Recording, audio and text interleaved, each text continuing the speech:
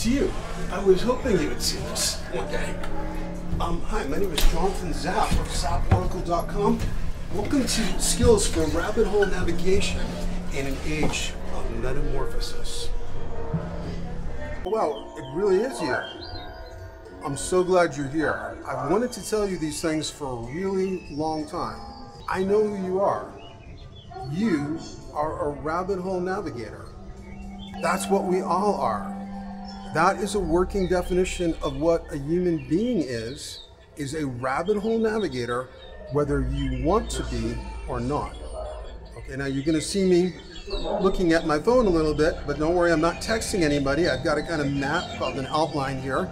And that's one of the themes of rabbit hole navigation is you want to ride that slippery, unstable, dynamic line between structure and anti-structure. And so this is just a little bit of structure to keep me on track, but we're also very open to the serendipitous, the synchronistic, the spontaneous, and we're willing to go there, but we want to make sure we don't get completely off track too. Okay, so a working definition of a human being is a sentient creature navigating an infinite labyrinth of rabbit holes. And those rabbit holes are of roughly two kinds.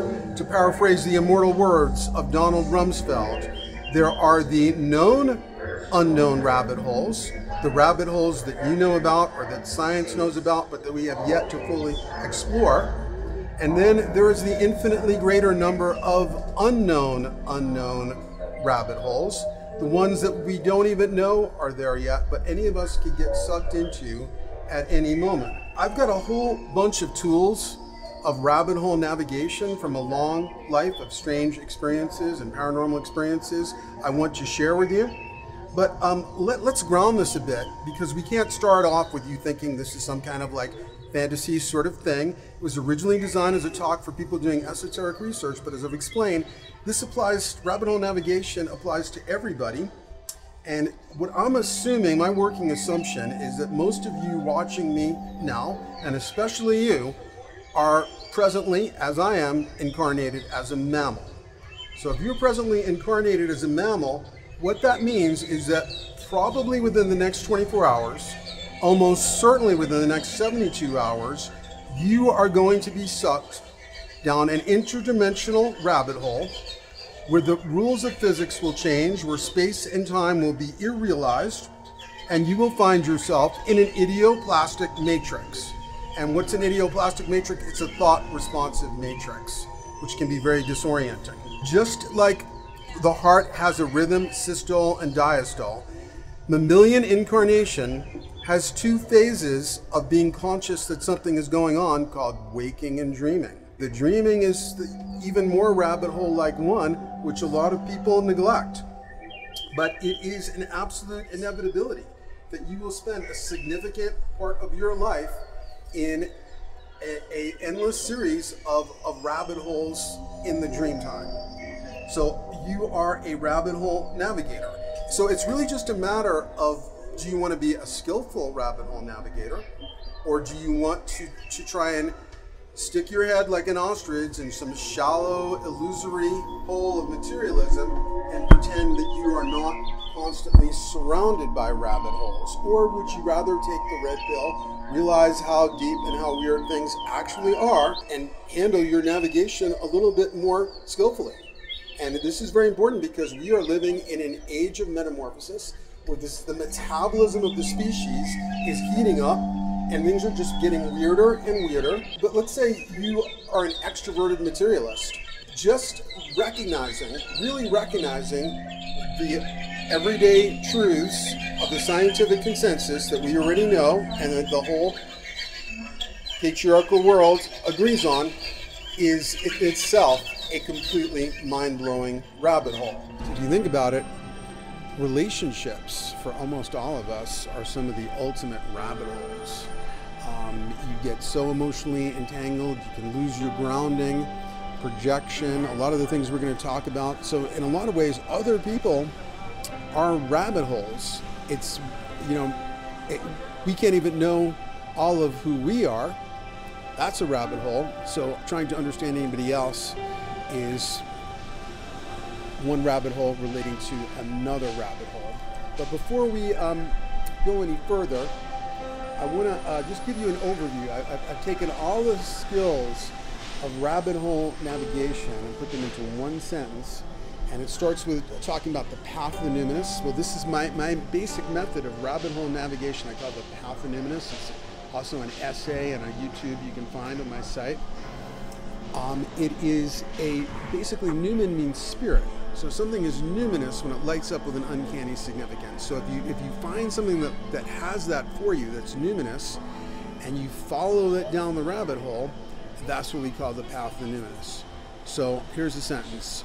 Follow the path of the numinous into rabbit holes, aware that you will be surrounded by the carnival funhouse mirrors of your own psyche and of other psyches, of tricksters. Be aware of the tricksters and use your moral grounding. This is crucial. If there's one skill more important than the other, it's moral grounding.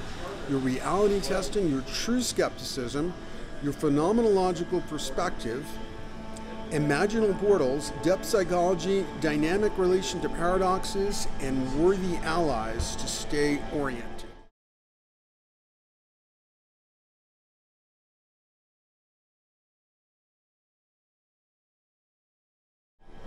So we are going to talk about something called liminality.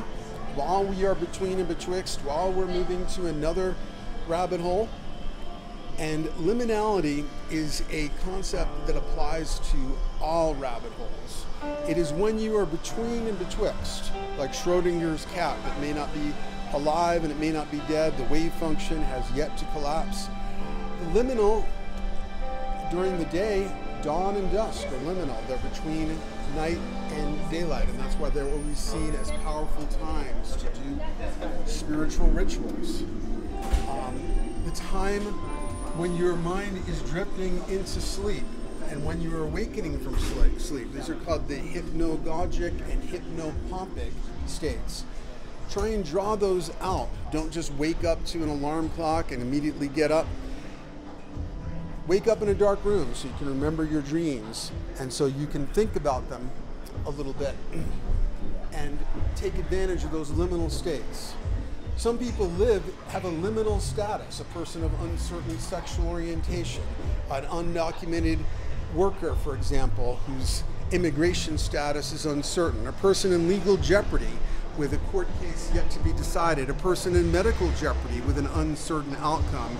These may all seem like undesirable states, but they are also very powerfully liminal. And interesting things can happen when things are in such a dynamic and not completely formed state. For this reason, I like airports, because they're very liminal, because people are between and betwixt, just like we are right now. So in liminality, and that's basically what rabbit hole is almost always going to be, in a liminal state, inner and outer, subject and object, get very confused, and the boundary between them may not be completely formed. Just say a few things about my own personal history of rabbit hole navigation. And just to describe the rabbit hole journey of the last couple of weeks, we'll be here for hours, so I can really only talk about it in a very general outline. But basically, my first paranormal experience at 2.5 was shocking and life-changing. I'm still trying to understand all the implications. And then there were many others. I was 11 and 13 and so forth. But I was also fortunate to grow up in a household with super intellectual parents who had a lot of scientific training and engaged in aggressive Socratic dialogue, challenging everything I said. And so I did learn many critical thinking skills of reality testing and of evaluating the sources of information and realizing that what I experienced could be interpreted in a whole variety of different ways. But another strange aspect of this is that I was scheduled to give a talk on rabbit hole navigation in Boulder, and then just before, a few days before I gave that talk on December 3rd of 2017, there was a huge shift that happened where I had been working on a fantasy epic I called Parallel Journeys. Basically, in 1978, when I was just 20 years old in my last year of college, I made a life-changing discovery I called the singularity archetype. And that's when I synchronistically met the father of synchronicity, Carl Jung. And I've been working from the discoveries I made when I was 19 and 20 ever since. But I also had this kind of global intuition in the summer of 1978 that the way for me to really go further with the singularity archetype would not be with left-brain scholarship, I would do some of that too, but through exploring it through fantasy fiction. But I knew I wasn't ready yet. I been trying to write the same fantasy epic since 1978, 40 years now. But in 2013, on the autumn equinox, that started a phase of some 5 years of where I had many, many openings into it, but I kept kind of having to restart as new things appeared. But then on December 3rd of 2017, there was a real break where I knew I had to stop writing parallel journeys, and I immediately got sucked into rabbit holes that I've been writing thousands of pages since then, but it's not anything I can make public. So it's been very humbling, because the whole movement in my relationship to rabbit holes has been toward relying more and more on right hemispheric intuition.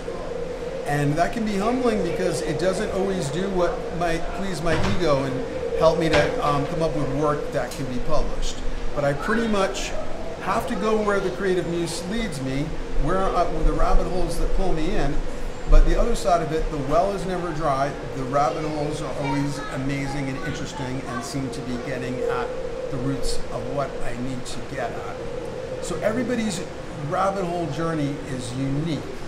I'm just giving you a slight introduction to mine, but I respect that yours is going to function and map out in a very different way. We're here in a mirror world because it's time for us to talk about one of the most crucial tools, which is cartography of the unconscious. Mapping out the unconscious and realizing that it has more layers than many people realize.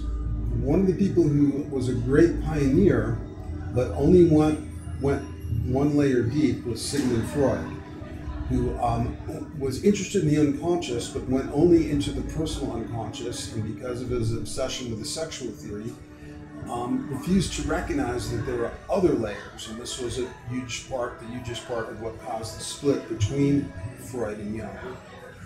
So when we look deeper into the unconscious, we discover what Jung called the collective or objective unconscious that connects all of us and who has extremely powerful contents.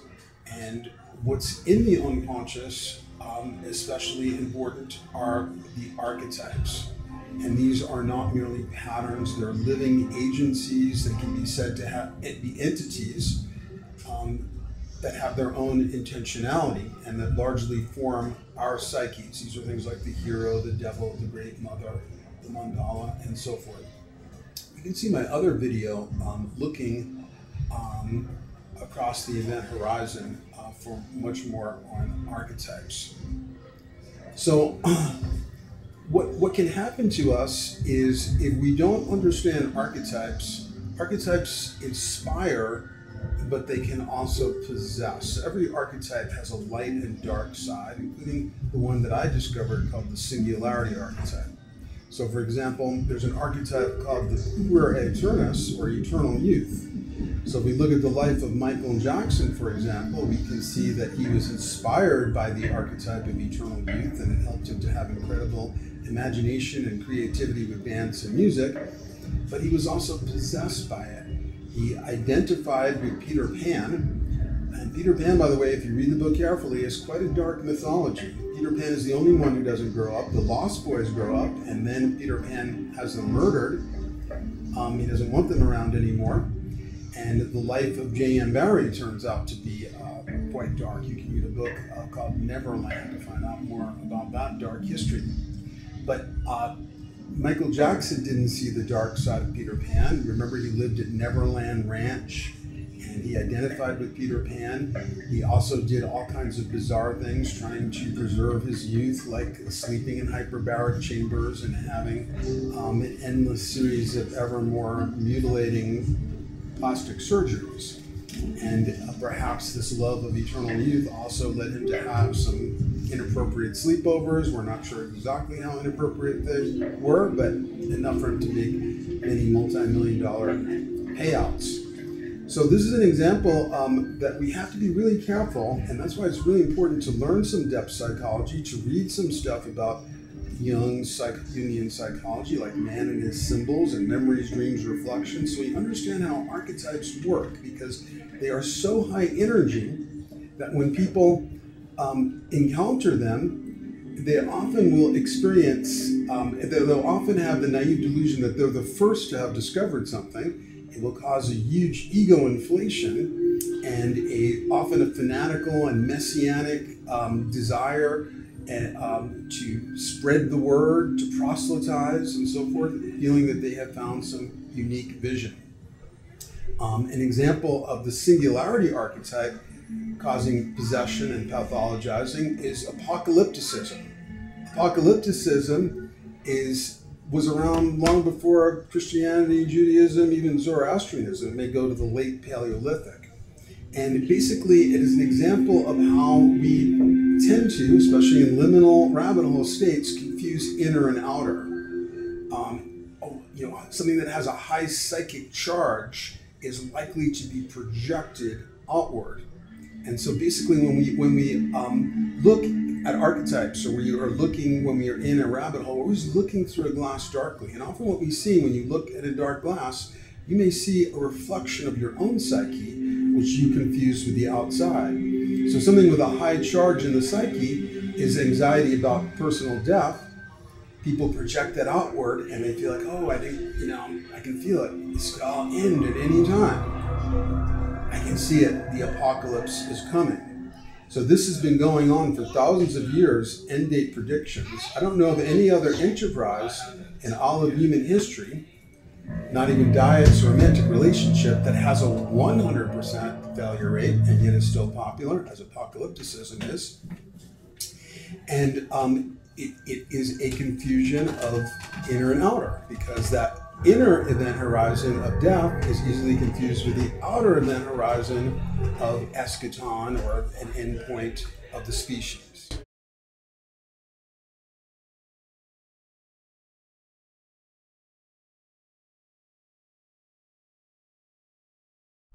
So our next tool is called Phenomenology and Embracing Ambiguity. So phenomenology sounds like a very big word, but basically it's just a Greek word for appearance. So phenomenology means we recognize that what we experience is an appearance, but that there may be something behind that appearance. But we're willing to begin by just working with things where they are at on their own terms. Phenomenology has roots in German philosophy. Edmund Husserl is sort of the father of phenomenology, but really it goes back earlier to Immanuel Kant. He talked about the phenomenon and the noumena. So the noumena would be what's actually behind the curtain, but what we experience is the phenomena. So for example, right now I am looking at the videographers and they seem very solid and very real, but really what's happening is the lighting is bouncing off the topography of their hair, their skin, their clothing, and then it's entering my eye, which is a simple convex lens, and an image is appearing upside down on the back of my retina, which is basically just like a lot like the sensor in a digital camera, except that the sensor of the retina also has a hole in the middle of it. That's where the optic nerves come in, and has no photoreceptors there, but my brain is just going to fill in what it thinks should be there. And it's also going to turn that image right side up. So that takes a significant fraction of a second for it to do all that, and of course it's missing certain wavelengths of light and it's subject to optical illusions. So the phenomenon of what I am seeing with my physical eyes right now is actually merely a neurological reconstruction, a simulacrum of a past event, because they're moving through space and it takes goes through a significant time buffer before all of those images can be assembled in my brain. So the noumena is their actuality, but I never really get to fully experience that. Now, when people have an inner experience, a lot of extroverts and materialists think, oh, well, that's just a nothing. If I have you think of a pink elephant, they think, oh, well, that's just something that passed through your mind. Well, no. I mean, from a phenomenological point of view, first of all, it is a factual actuality that you thought of a pink elephant in that moment and not anything else. The whole history of the unfolding of the universe must include that fact, or it would be incomplete or wrong. So inner experiences have a factual actuality in the phenomenological sense, in that they are phenomena that actually appear. How we interpret them, that's another story. But what we're discovering from science is that most of the phenomena that we perceive and think we're sure of have a noumena behind them that can be quite different. So because of that, we need to have a certain phenomenological humility to realize, not be too sure that we are perceiving that noumena, and understand there is an inherent and often irreducible subjectivity in everything experience, especially if we're looking at ourselves or if we're trying to evaluate other people, because one psyche looking at another human psyche or one psyche looking at itself, that is the maximal case of subjectivity. But many scientists, as Jung pointed out, have this naive idea as if their mind were this photographic apparatus just objectively mapping things out, not realizing that there are 1,000 subjective factors influencing their judgment. So we want to be able to embrace ambiguity, because this is the mark of a mature mind. An immature mind wants to collapse the ambiguity into some black and white ideology where everything is settled. But the cost of that will be losing all our ability to do skillful rabbit hole navigation, because some things have meaning that is yet to be determined and are irreducibly ambiguous. Jung said that ambiguity was the way of life. By contrast, George W. Bush said you're either with us or you're against us. And of course, if you want to hear somebody that is completely unambiguous in what they say, though it may often be quite wrong, is Donald Trump. So we want to be able to acknowledge the ambiguity without trying to engage premature closure and try and clear it all up with some grand theory. So for example, whenever we see an esoteric field like ufology, what I almost always notice is that the most sophisticated observers, people in the field of ufology, that would be Jacques Vallée and Whitley Strieber for me, well, they are careful to always refer to the visitors and say we may not be able to know at our present state of consciousness who they are, because we don't fully know who we are yet. Whereas the people who know the least, the ones who can tell you the names of everybody on the Palladian High Council, and they say too much. So when people claim to have too much unambiguous knowledge, that's often the sign that they are a conscious or unconscious trickster or charlatan. And so this is something that can make an authentic rabbit hole navigator, doing it right, less marketable than a charlatan rabbit hole navigator, because you can't keep up with the can you top this sexiness of those that are able to forever come up with these fantastic assertions. You know, oh, you know about the reptilians? Well, I've been on a reptilian ship and I can tell you the 23 subspecies and so forth. And it's the same thing about apocalypticism, like we talked about earlier. If a date isn't close enough, it's not glamorous or sexy enough. For example, Sir Isaac Newton, rather unproductively in my opinion, spent a good part of the latter part of his life not doing science but studying the book of Revelation. He came up with the end date 2060. Don't hear about that much because it's inconveniently far in the future.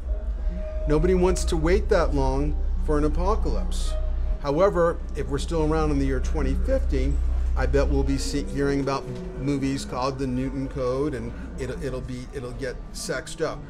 So this is something that people fall into, is the idea that there must be a single correct diagnosis for all situations, that there must be a single correct answer. And often it may not quite be that way. There's a physicist I like a lot, Michio Kaku. He's a great explainer of science, but he also, and he's a founder of string theory, but he also believes that one day we will have, according to him, a formula, an equation 1 inch long that will explain everything. I call it Kaku's angry inch. I think he's going to be disappointed. I think it's going to turn out that reality is a whole lot less cut and dried than that. And so this is the key thing that we need to respect, is the ambiguity. Not to be too sure that we found the noumena, and to keep experiencing the phenomena, and in some cases just working with it on its own terms until we can learn more.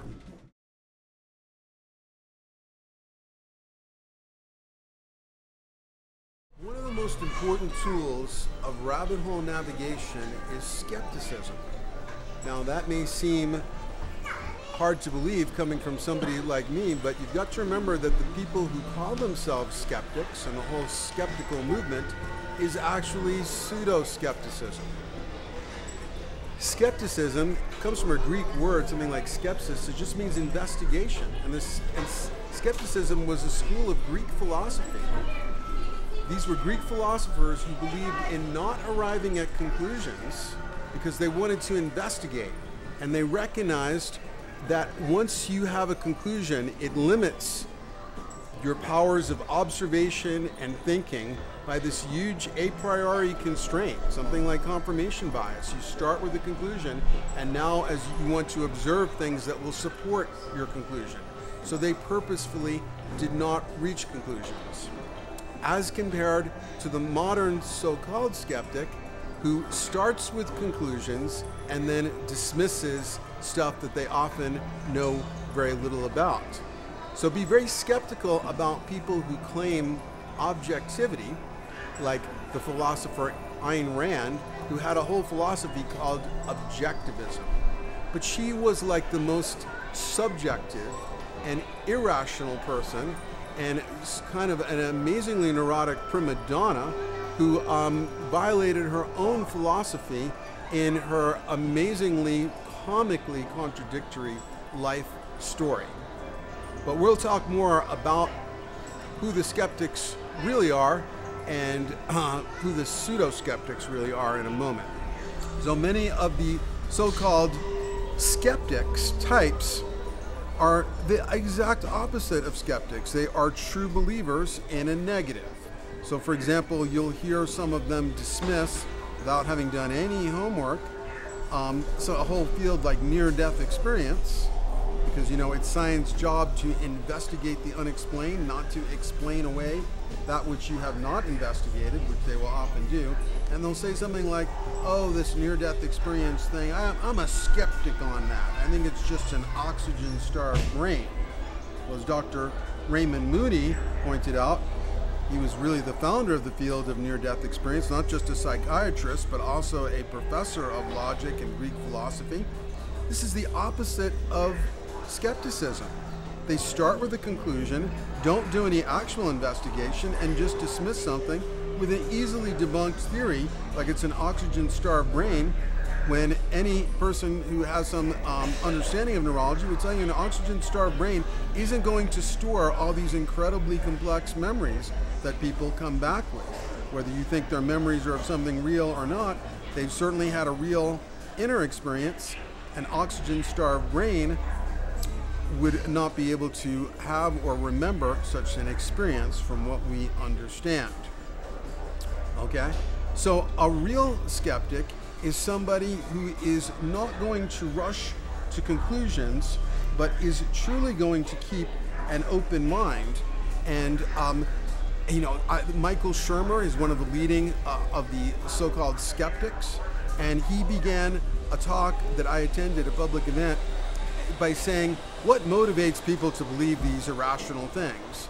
And I stopped him at one point and said, like, well, how come you don't talk about your motivations? Because your whole career, your whole social status, your income, your everything, identity is based on being a skeptic. So you're highly motivated to conserve that point of view. Why do you assume that other people are subject to irrational factors, but you aren't? The whole history of the skeptic movement has been full of people motivated by irrational drives and a certain anger at the paranormal, which we'll explain later when we talk about the trickster aspect. So, for example, the best known skeptic organization, Psychop, had a very embarrassing episode in 1975. The philosopher Paul Kurtz produced a manifesto denouncing astrology, and 186 scientists signed it. And that generated intense media coverage and served as a springboard to help establish Psychop. And Kurtz, urged newspapers to put a warning label on their astrology columns, saying that, this may be risky to your health. Well, he was the editor of a magazine called The Humanist that allowed some scientifically erroneous attacks on astrology to be published.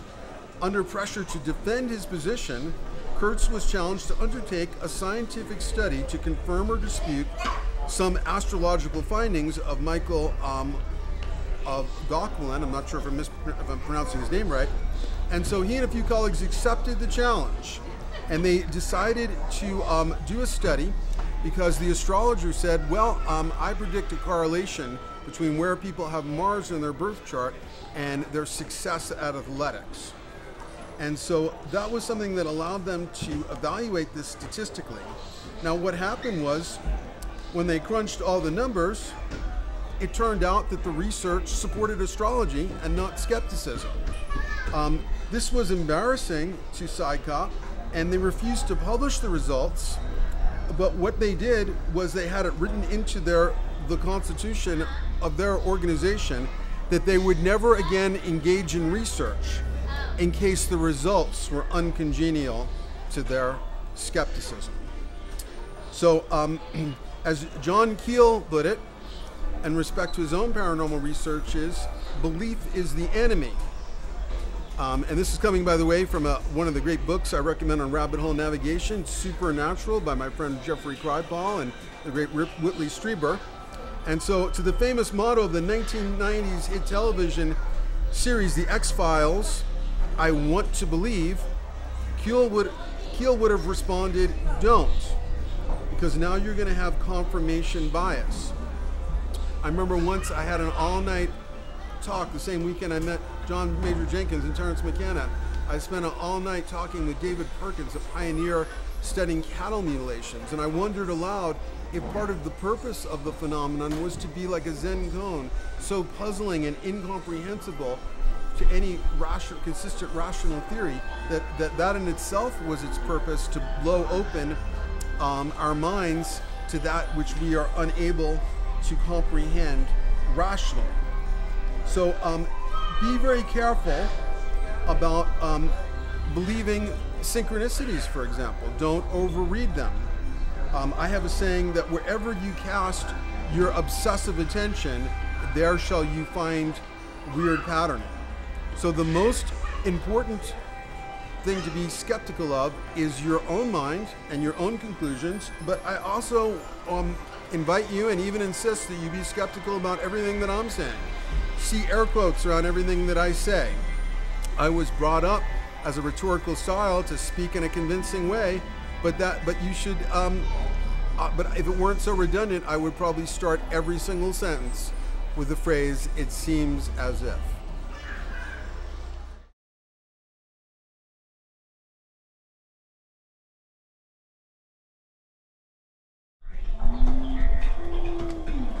Something we really need to talk about for rabbit hole navigation is the trickster. The trickster is an archetype, and rabbit holes and the unconscious and maybe the whole universe, but especially the paranormal, is governed by the trickster archetype.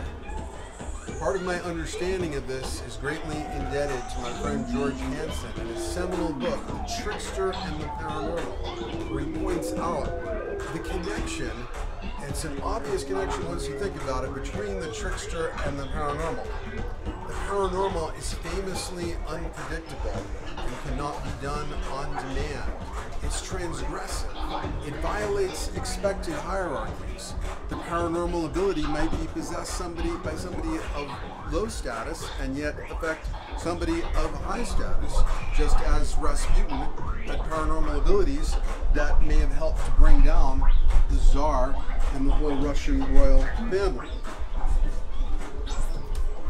The trickster archetype governing the paranormal means that charlatans and authentic experiencers may often be the same person, and that they've shown that even attempts to fake psi may bring on the real ability, and the real ability may get somebody attention, and then they may become a charlatan because they can't do it on demand. So the charlatan and the trickster can both kind of cross over. The charlatan and the authentic become very blurred with the trickster aspect of this, and that was also true for shamans.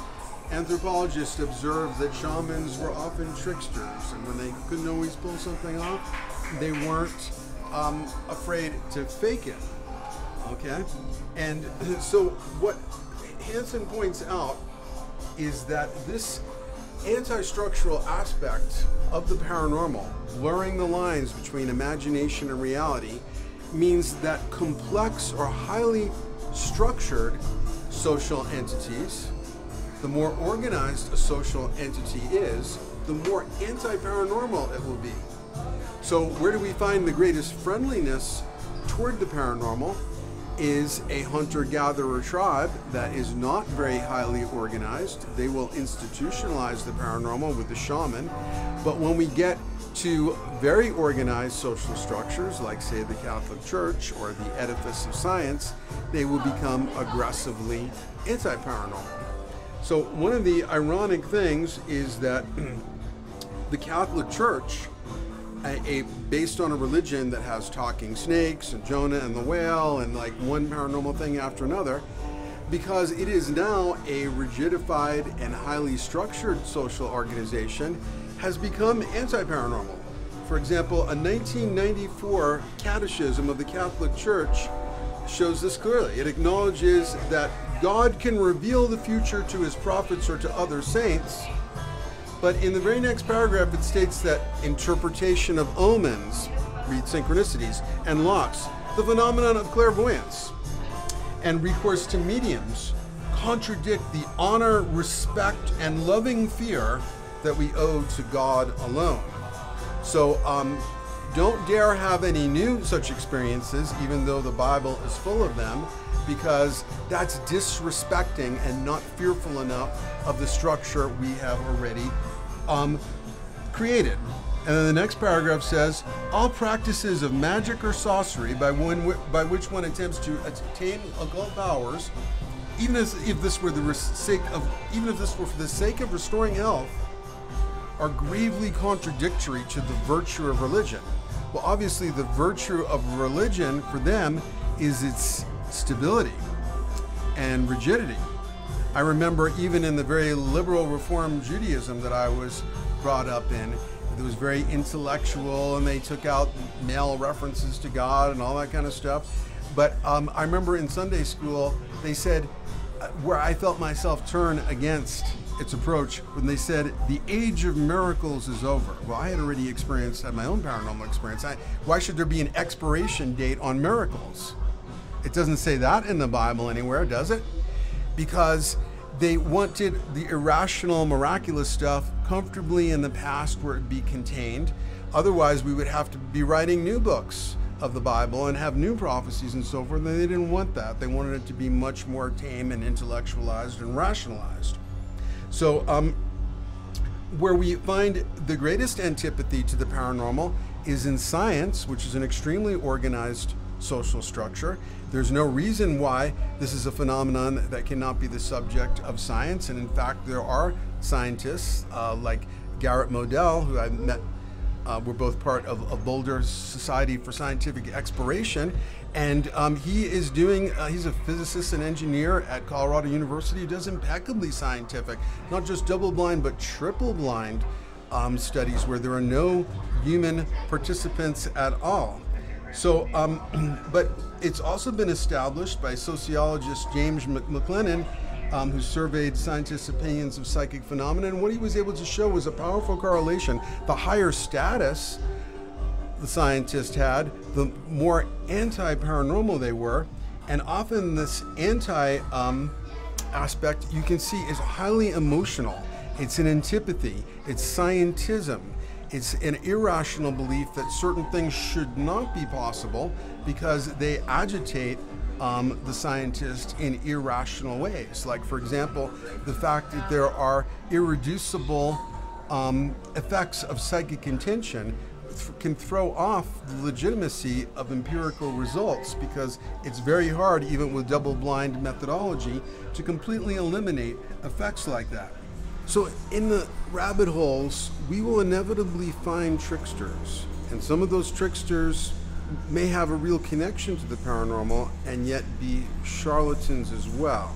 In fact, charisma is a borderline paranormal phenomenon that is often possessed by tricksters who may have some kind of blurred relationship to the paranormal. And a lot of people relate to this kind of charisma in a very naive way. When I first gave this talk, I mentioned a woman, she actually turned out to be in the audience, whose husband gave a talk about these starseed people he had met, and this woman who was supposed to be an alien hybrid, and who's told him all these amazing, bizarre things. And I'm like, well, she told you all that, but did she present any corroborating evidence? And he was like, no, I just felt it. I just felt it. And then this woman sitting behind me said, well, I met her, and when I just looked in her eyes, I knew. And I'm like, yeah, I don't think that's good enough. The fact that you had a charismatic experience with somebody, or even if they had genuine paranormal charisma, does not mean that what they tell you is true. Charisma and veracity are very different things, and many lying politicians may be quite charismatic. So there are a lot of trickster-like aspects and blind spots that we need to be aware of. And one of the very important ones, I'm not a big Ken Wilber fan, but he came up with a very interesting way of understanding a huge blind spot in his pre-trans fallacy. The pre-trans fallacy is a tendency people have to confuse that which is pre-rational or pre-conventional with that which is trans-rational and trans-conventional and transcendent. So there are two versions of the pre-trans fallacy. There is the reductivist version. This is what the skeptics and the scientism types do. They will take an authentically transcendent experience and say, oh, it's just an oxygen-starved brain, it's just superstitious nonsense, it's just an infantile state of confusion.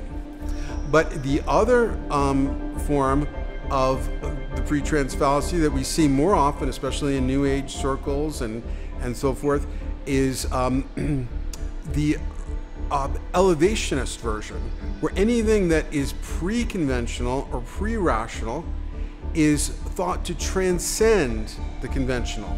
So babies are thought to be Buddhas, and anything Aboriginal, Native American, whatever, is thought to be infinitely more advanced than anything that Western civilization could possibly do. So, you know, examples of this are that you will find certain New Age people, for example, who will demonize rationality and claim that they have transcended reason, forgetting that when you transcend something, it includes that which is transcended. So you can't transcend something unless you have had it first. And many of them have not had rigorous rationality to be able to have transcended it. So for example, and this kind of person can be just fiercely anti-intellectual. So for example, a few years ago, I had a number of different intelligent people send me the same chain email that was from some channeled entity called Raphium Blue or something like that, who claimed that a ultraviolet pulse beam from Universe 2 was going to be hitting the Earth at a particular date, at a particular time, and immediately everybody would be 1,000,000 times more conscious. This was like in 2006 or something like that. And when finally I got still another copy of that email from a very well-educated woman who was a writer, I thought, I tried to gently reason with her. And I'm like, okay, well, it says in the email that this event is going to happen at 7 o'clock regardless of time zone. So this seems like an unusual type of pulsed ultraviolet ray that is able to stop at time zones, which are an artificial human construct, wait an hour, and so that it can be at the same clock time in every part of the world. How does that work? Well, her response to this rational inquiry was a one-line response: okay, stay there. In other words, if I was such a rational, stick in the mud, stuck in their head thinking function person, then I was too clueless to ever get anywhere. Now, meanwhile, and I face this often at places like the Society for Scientific Exploration or Boulder Exo or other venues where they bring in people talking about paranormal subjects, I'm often known as the tough-nosed curmudgeon that asks these difficult questions, even though I'm not. There are all these scientists there, and I'm an English major. But I have daily paranormal experience. It's not because I'm a rationalist that doesn't have any contact with this phenomenon. It just, I see no reason to abandon my mind at the door, which a lot of people are willing to do. And once you abandon rational discernment, you end up deceiving yourself and others. And a lot of people have these illogical ways of conserving their belief system no matter what. Like recently I heard an interview with a woman who was part of the whole Edgar Cayce Ring of Fire thing going on in the late 90s, where they took Edgar Cayce's prophecy about earth changes and we'd be enveloped in this ring of fire, and long after the event was disconfirmed, they asked her about what she felt about all that. And what she said was, well, I really have to believe that all the awareness that we brought to the subject and all the intention we brought to it changed something so it didn't have to happen. Okay, so notice how that works. Heads I win, tails you lose. If it happens, that confirms it. If it doesn't happen, it confirms this. So you'll see this with a lot of conspiracy thinking. By the way, obviously there are conspiracies and false flags, but there are also a lot of problems with the way a lot of conspiratists think. I have a YouTube called Problems with a Conspiratist Worldview, and they also fall into this heads I win, tails you lose kind of thing. If something happens that seems to support their theory overtly, then they're like, you see? But if just the opposite happens, they're like, oh, well, they did that because they want you to think the opposite, so you don't see what's really going on. So no matter which way things break, it still conserves the theory. This is why my late colleague Terence McKenna called a lot of these conspiracy theories epistemological cartoons. They are often based on really obvious premises that are really obviously not in accord with what's going on in the phenomenal world.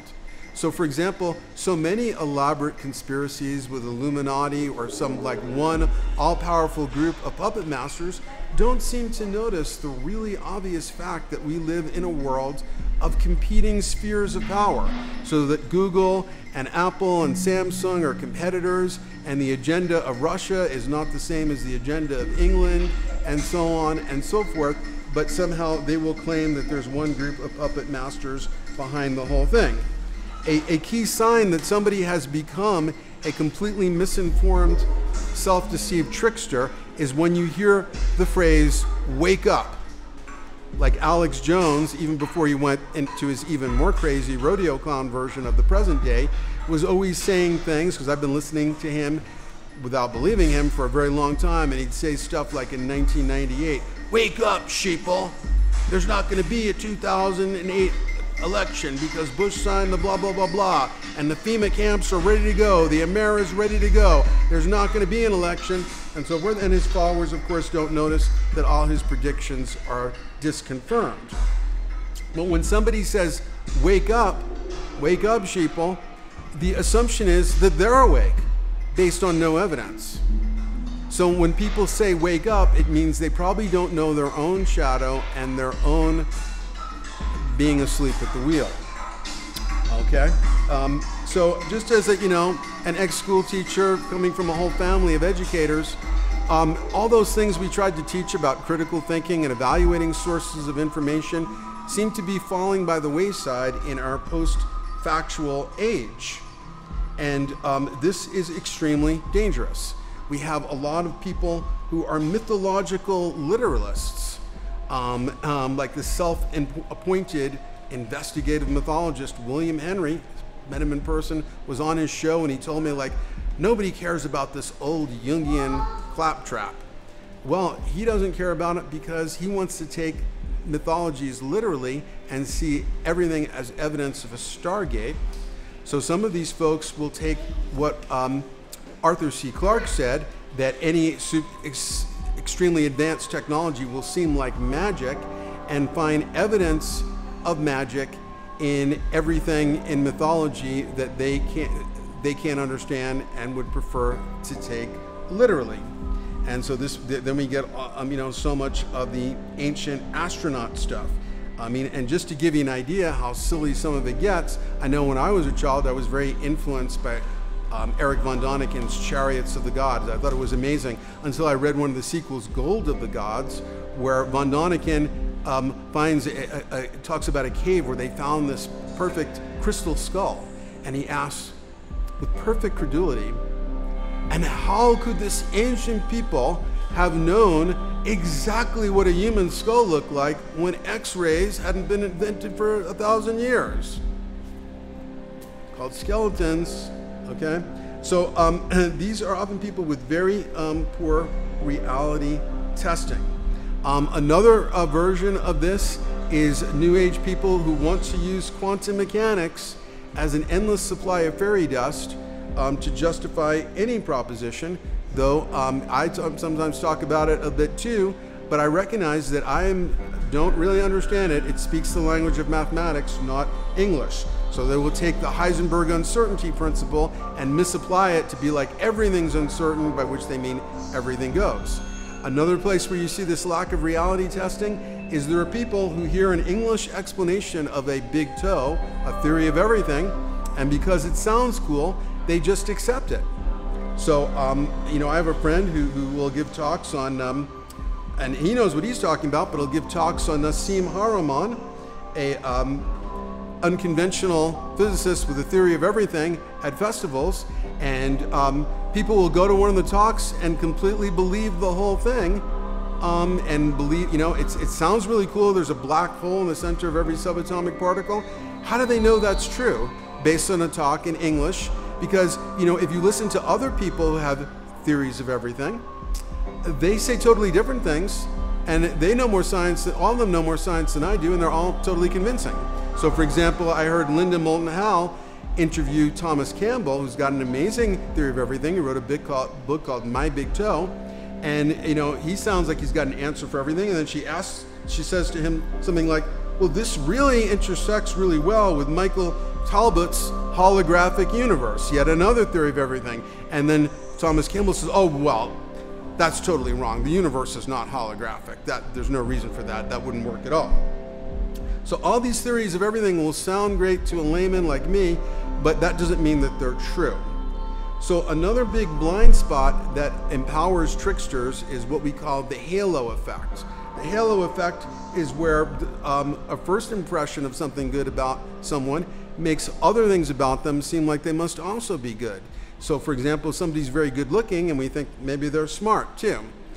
For example, one of the best looking groups of people in the world, after supermodels and models, are pharmaceutical sales reps, because there's a lot of money at stake, and so they know they will always send the doctor they'll figure out his gender or her gender preference and they will send a good-looking sales rep to match, because somehow their rep, even though they are not themselves trained in medicine or pharmaceuticals or pharmacology, it will be more convincing based on that halo effect.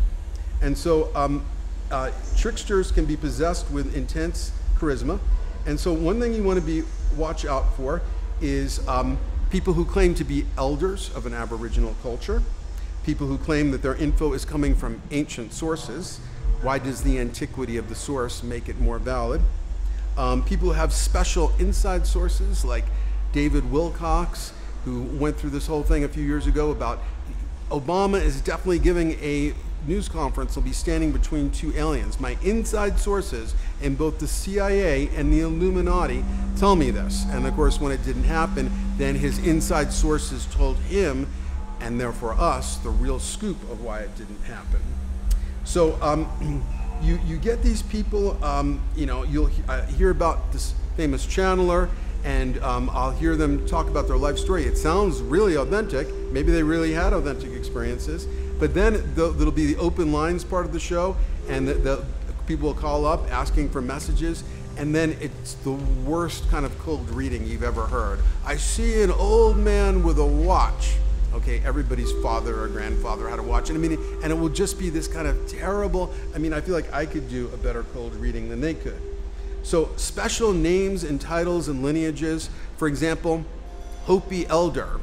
There are a lot of New Age people who, they hear Hopi Elder and they're ready to genuflect and but the Hopi Elders asked to speak in front of the UN in the 1980s because they had seen signs that the world was going to end in the 1980s. And then Hopi Elders came on. It was very dramatic on Coast to Coast AM, the show I've been on several times with Art Bell, June 16th, 1998, and spoke through translators, and they had seen the signs, and but it was supposed to happen in 2000. So like everybody with end of time prophecies, again, the only human enterprise with 100% failure rate, Hopi Elders are no better than evangelicals or anybody else at predicting the end of the world, it seems.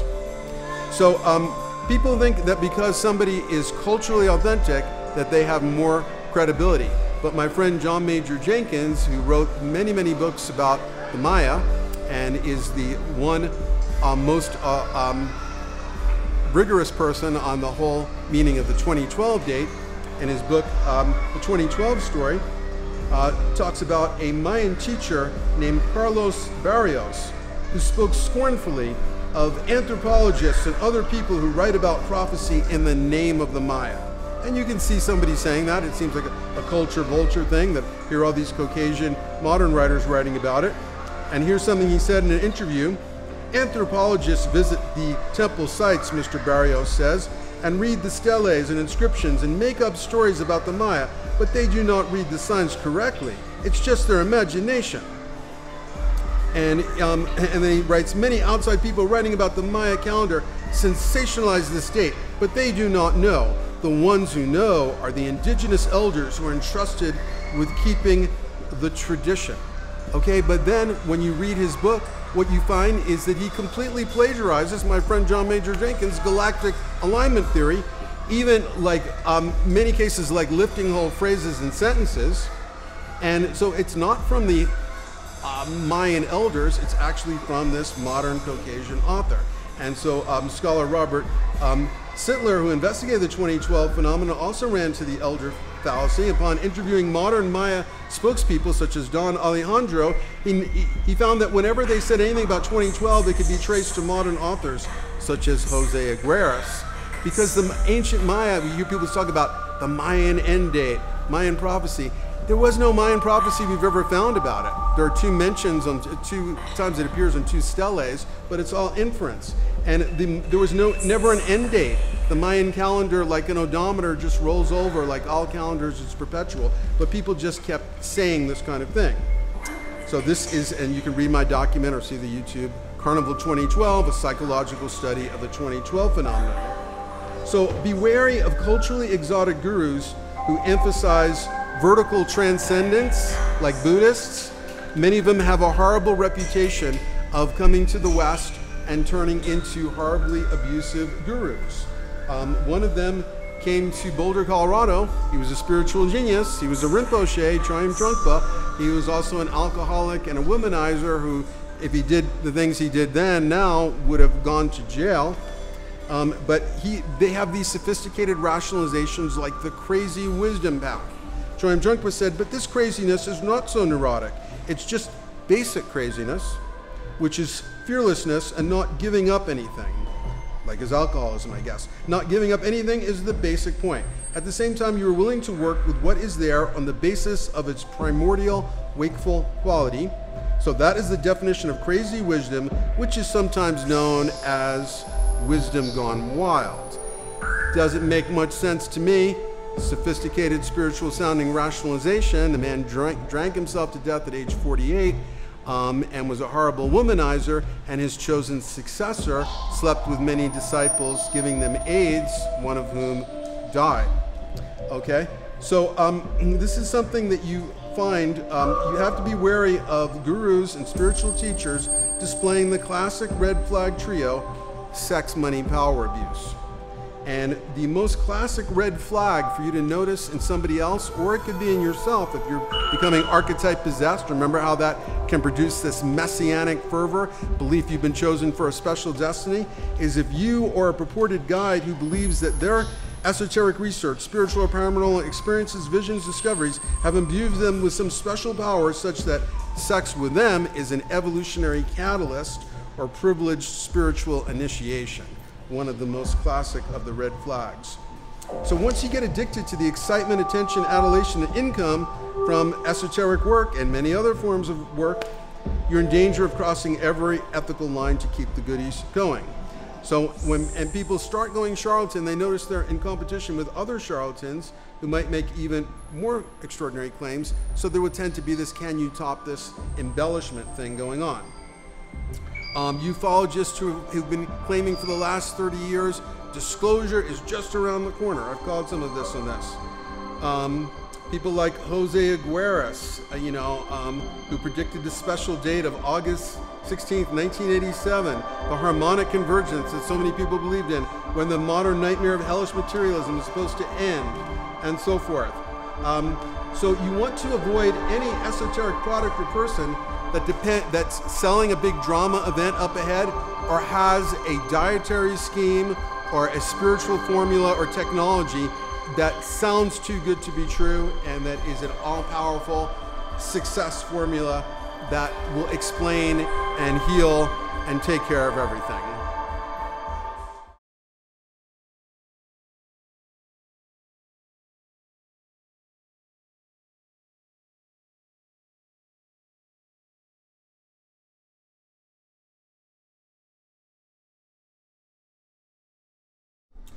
I'm so glad you're still here, because this might be, in fact, I'll have to go out on a limb and say I think it is the single most important tool, even though I won't have that much to say about it, because it should be and hopefully is self-evident. And that is your moral grounding. Carl Jung, who went further into the unconscious than anybody in a very rigorous way, stated again and again that it was extremely dangerous and foolish to enter the unconscious, to enter rabbit holes without a strong moral stance. There are a lot of postmodernist psychedelic thrill seekers who want to go into the unconscious just to stir things up or to make unworthy aims happen, and these are the folks that are likely to never come out in one piece and to get perma-fried. Okay, the moral stance is an irreducible necessity. We talked about how there are a lot of toxic gurus and charismatic people with paranormal abilities who become big sex abusers and so forth. As George Hansen points out in The Trickster and the Paranormal, it also turns out this is true for people in the skeptic community. A lot of them turn out also, like James Randi, and there have been some other sex scandals with a number of the very prominent figures. It turns out a lot of them are very sexually transgressive. And what I mean by sexually transgressive is not in this context that they have unusual sexualities, which a lot of them do, but specifically where they cross common sense moral guidelines that seem like universal ethics, like not obeying consent, and taking advantage of people who are too young, intoxicated, or brainwashed by the guru to be able to make really informed consent. So it's extremely important, before we even consider going into a rabbit hole, to have some kind of moral purpose. And those moral purposes, people in the 60s would talk about going out to discover the meaning of life. I don't think that is a particularly well-guarded secret. If you listen to what people who have had transcendent experiences, and especially near-death experiencers, you can find out on a document and podcast, YouTube, on my website called Life Lessons from the Living Dead, largely about what near-death experiencers say about the meaning of life.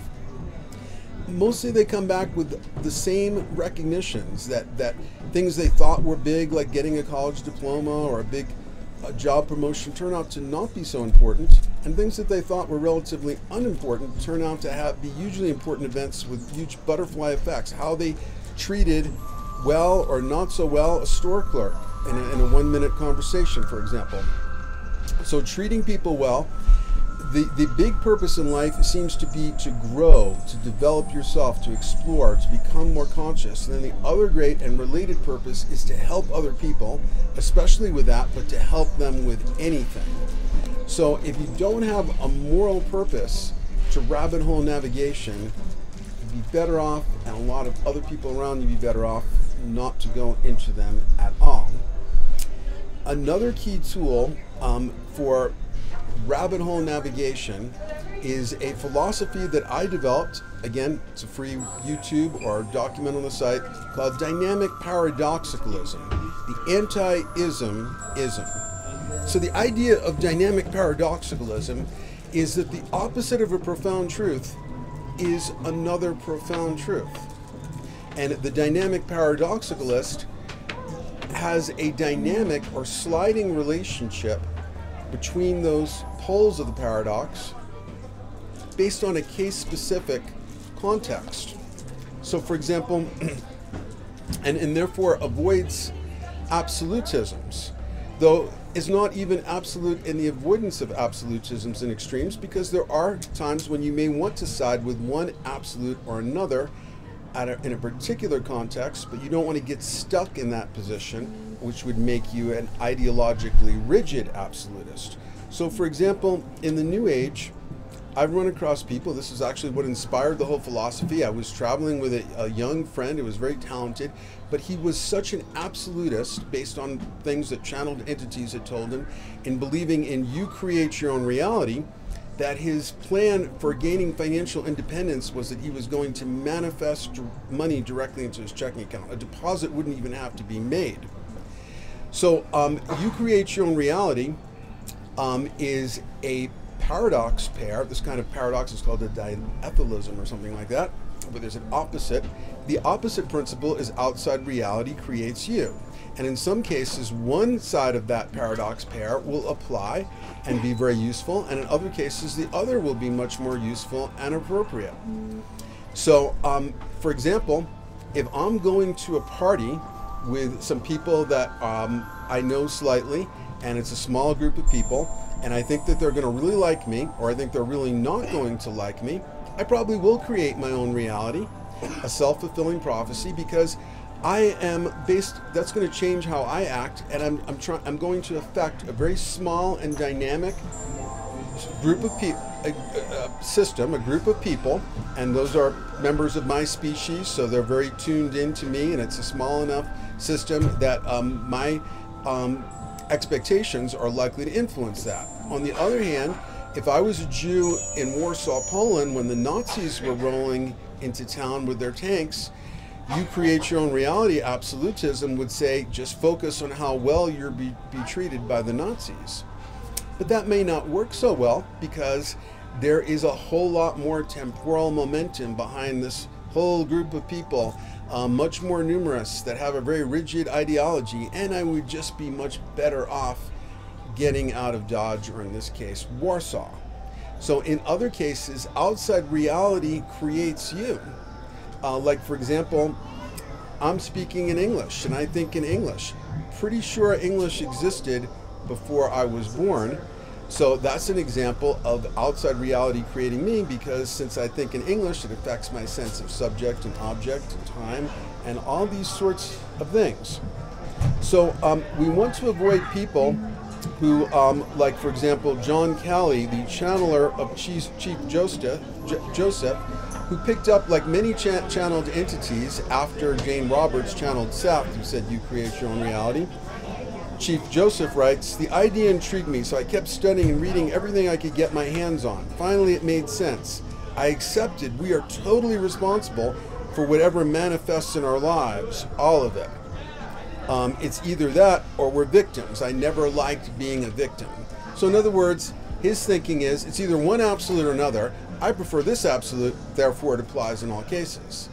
But it never stops to reality test this and realize that, like, how come some sufficiently positive thinking New Ager who believes this and doesn't like environmental destruction doesn't reverse climate change? You know, everyone is responsible for what happens to them. Do you want to be the one to explain that to a baby dying of AIDS? Are you really that confident that it applies in every single case and that there isn't an opposite principle at work? So, for example, all these different tools have an opposite tool that may be more effective in a given context. So we have the phenomenological approach where you're questioning what's really behind what I'm experiencing. The opposite of that would be the completely superficial, literal, materialist point of view. And sometimes that's more relevant. If I'm in a lucid dream, phenomenological approach is better. If I'm doing my taxes, I don't want to pick up a W-2 and be like, I think I'm experiencing a W-2, but is it really? No, I just want to get on with it. I'm just going to accept that it is what it appears to be and just work my way through it and assume that it is literal and as material as it seems to be. So dynamic paradoxicalism, and once again, that's a document and a YouTube, is an extremely valuable tool. So another thing that is extremely valuable, and this relates to the moral stance thing, is having spiritual allies. People that you respect. Now sometimes they can be non-living persons like Carl Jung was for me, but it's really important that there be some living spiritual allies for you who can call you on your shit and be like, you know, hey, you're getting too lost in this, or you're starting to project, or you're starting to get inflated. And this is really important because, as it says in the I Ching, there's always something ponderous and one-sided about the learning of the completely self-taught. So that's another really important skill. And as we move toward our conclusion here, let's also talk about another fact that some people are going to find a little bit disturbing, and that is that even when we're having a very inward rabbit hole experience, we are not necessarily alone in our minds. You remember how upset Leonardo got when I pointed out that he was missing a whole dimension of life. It wasn't just him, it was every culture that missed the microbiological plane. But we live in a culture that is the only human culture that is missing another whole dimension of life that every other culture has recognized, and that is the dimension of spiritual life, energetic life, things that are not so easy to see with our physical senses, but that are reported in every culture. And whenever a culture denies a whole vast body of human testimony, like we once did with child abuse, it's in trouble. Now, it doesn't mean that we have to agree with all the testimony in the way that the experiencers interpreted their own experience. We shouldn't. A lot of the times it's wrong.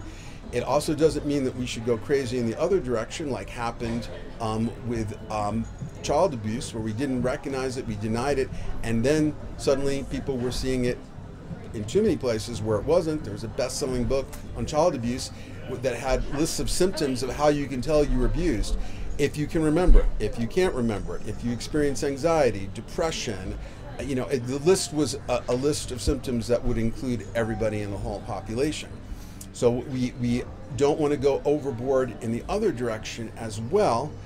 But I began to realize that dark entities, for example, reported in all different cultures, might really be a thing with my 40 years of work with dream interpretation, where people would report these spectral attacks that are so highly stereotyped, that seem to have no psychological content, and that seem identical across time, place, and all kinds of different cultures. So basically, wherever we find a dimension of life, like we found in the macrobiological dimension and the microbiological dimension, we find certain classic relationships of energetic transaction, chiefly predation,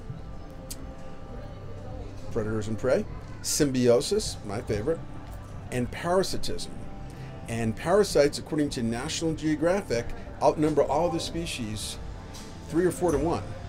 And most organisms have parasites. Most parasites themselves have parasites. Malaria is a microbial parasite inside the mosquito.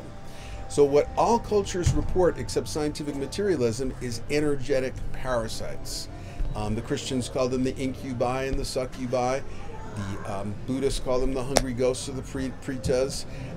In Ayurveda, the traditional medicine of India, the effect of spiritual entities on human health was a medical subspecialty as reputable as gynecology. In Chinese medicine, all those many acupuncture points, something like 38, begin with Kui, a prefix that means disincarnate spirit. They're thought to be points of energy where spirits can feed. I'm not going to go into too much into this now, but it's just something to be aware of, and I have a whole section on my website. There's a navigator bar there. You hit the category menu, you'll see a category called Mind Parasites. Many documents and YouTubes in there. Start with the one, Mind Parasites, Energy Parasites, and Vampires.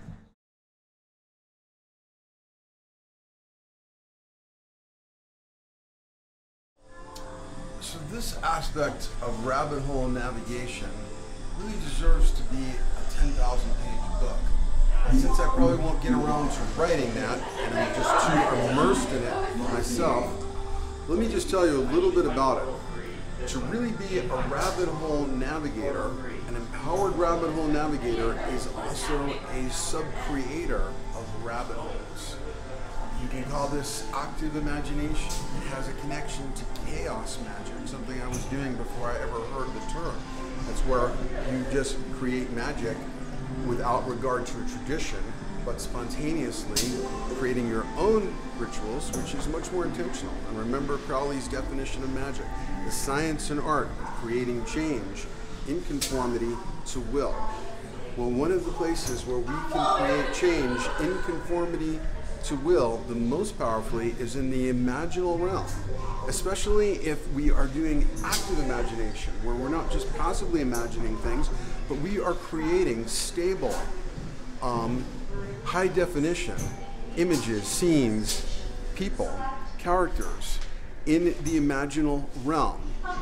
And one of the things to be careful about, though, is that this can, for better or worse, create powerful crossover effects. You need to understand that thoughts are things. They have a factual existence.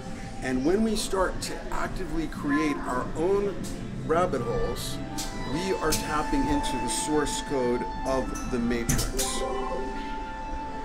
Just to give you an example of how powerful this can be, let's talk about some crossover effects. Some of them are a little bit dark. For example, Edgar Allan Poe wrote a story in which there were 3 sailors and a cabin boy lost at sea. The cabin boy's name was Richard Parker. They end up cannibalizing the cabin boy. In 1978, Arthur Kessler judged as the most interesting synchronicity of all time a story of a shipwreck in which there was 3 sailors and a cabin boy who escaped in a small boat, and the boy is killed and eaten. His name also Richard Parker. Okay, I've written something, it's also YouTube, called The Batman Shooting and Crossover Effects. James Holmes was the shooter in 2012 on the opening night of The Dark Knight Rises in Aurora, Colorado, not far from where I live in Boulder. Killed 12 people and injured 70 others. He came to the movie dressed up as the Joker, the archetype of the Trickster. What he could not have anticipated, no one could have, was that on the opening night, Warner Brothers had a trailer for another movie that appeared before The Dark Knight Rises and before he shot up those people. It was a trailer for the movie Gangsterland, where we see gangsters with Tommy guns standing behind a movie screen and firing into the audience. It's almost the perfect emblem of the crossover effect. And it's happened in many different movies and in many different situations. For example, in a more positive way, or at least a less harmful one, because again, that moral stance is important, I was attracted to this gold signet ring I found in an antique store in Boulder. When I got it, I found it had an inscription on the back, Ulrich, 62667. Well, that was so specific, I decided I couldn't just have it on there as a random artifact, so I decided to create a mythology behind it. And so just privately, not sharing it with anybody, I created a mythology where there was a character, Hans Ulrich. He's kind of a time traveler. There were two versions of him. One was in 1967, and one was in 1667. Well, the next morning, I get an unexpected email from my webmaster, Tanner Gary. He doesn't usually send me links to articles, but this time he did. It was an article written by a German guy, a Dr. Hans Ulrich, the same name, who has an unusual historical theory. He believes that there are 300 years missing from European history because of a defect in the Gregorian calendar. 300 years missing. 300-year gap, 1667, 1967. So the other side of being a rabbit hole navigator is that it's not just a passive thing. You're not just reacting to rabbit holes. You are also generating rabbit holes, and you need to generate them. But do it in an ethical way and use your power to function as a creator in an idioplastic matrix. This is going to help you when you're in the dream time, when you're in the afterlife realm, where your thoughts become reality. If you learn to do that with full awareness and loving creativity, that's going to make you an empowered magician as well as a navigator of rabbit holes.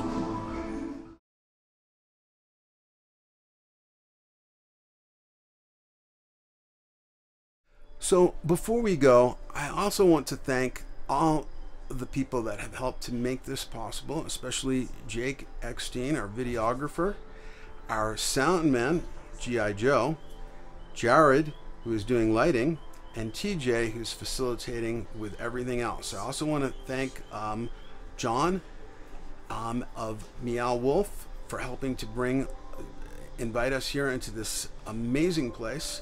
And but you know, I'm going to head out. I'm putting on my tool belt of tools of rabbit hole navigation, and I'm going to head out there very soon. But let me just say, we are all on an amazing journey from birth to the great event horizon, popularly known as death. And then after we cross that event horizon, I think the rabbit holes get only that much deeper and more intriguing. There's a great series of books by Stephen King called the Dark Tower books. There's a character, he's a 12-year-old boy named Jake Chambers, who's kind of caught between dimensions. And just as he is about to fall into an abyss, he says, "Go then, there are other worlds than these."